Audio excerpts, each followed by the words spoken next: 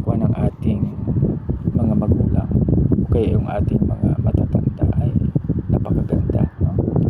So ibig sabihin na hindi natin dapat ibaliwala yun. Dapat anuhin natin siya, no? Ating anuhin, no? Susundin. Tapos kung ano ba medyo diskumpiyado ba, mayroon namang ngayon, no, sa Google, i-Google natin. Pero hindi masama ang pagsunod sa kanila, no? Kasi sila ay matatanda na. Tapos ang akin namang tatay, parang alam niya yung tao at saka lunog. Ibig sabihin yung high tide at saka low tide. Ewan ko ba't malaman nila. Tapos tingin lang sa langit, sabi niya uulan na. Tapos alam nila yung mga kung ano na hindi na natin ina-apply po ngayon, no? So maaaring sa probinsya lang po. Kaya yan, no? Kaya magkaibigan, ituloy po natin yung isang binata pumunta doon sa matanda. Nag-coffee sila, no? So, tawag yun ay conversation over the cup of coffee, no? Pag sa English pa, no? So nagano sila ngayon. Tanong niya, alam mo, Lola, dami akong kasalanan eh.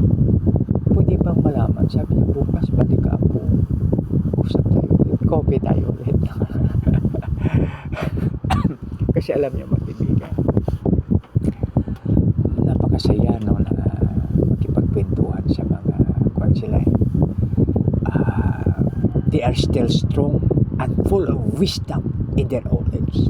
Like a cedar of Lebanon. No? So, ibig sabihin marami silang wisdom na ituturo sa atin. Tapos bumalik na magaan yung binata. Sabi niya, Lola, ano po yung mga kasalanan ko?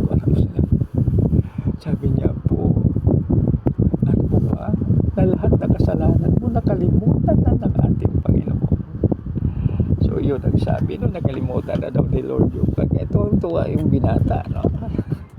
Nag-end yung kwento doon, mga kaibigan, no? Kasi nakalimutan ni Lord yung kanyang kasalanan.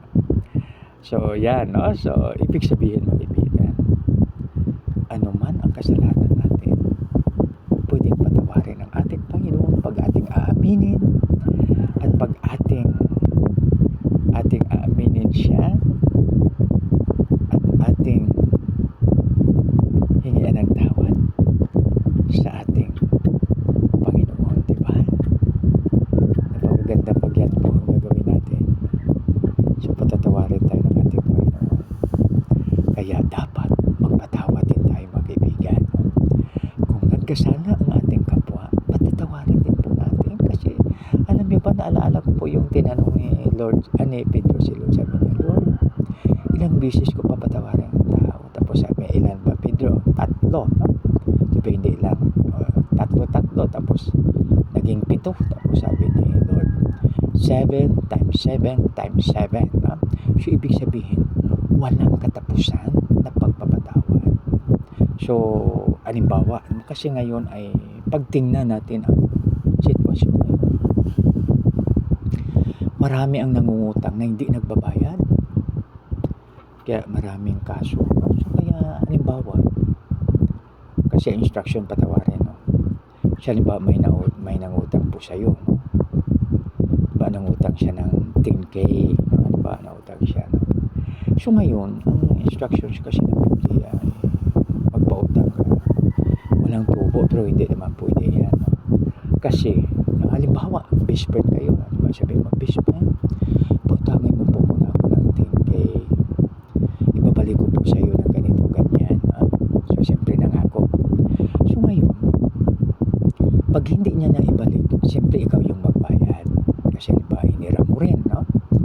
So, ngayon, makaibigan, paglapit niyang muli, siyempre hindi mo na siya pautangin dahil nagdadala ka na, no? Pero yung love gift, pwede mo pa rin ibigay sa kanya, no?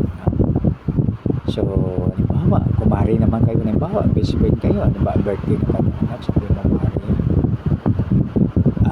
huwag kang mag-alala dahil mayroon akong regalo para sa aking inala.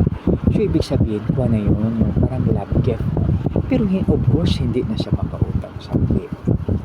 So, hindi na siya makalapit sa Hindi, dahil siyempre hindi niya tinupad yung kanyang pangako. Ibig sabihin, mayroong tinatawag na breach of contract, yung covenant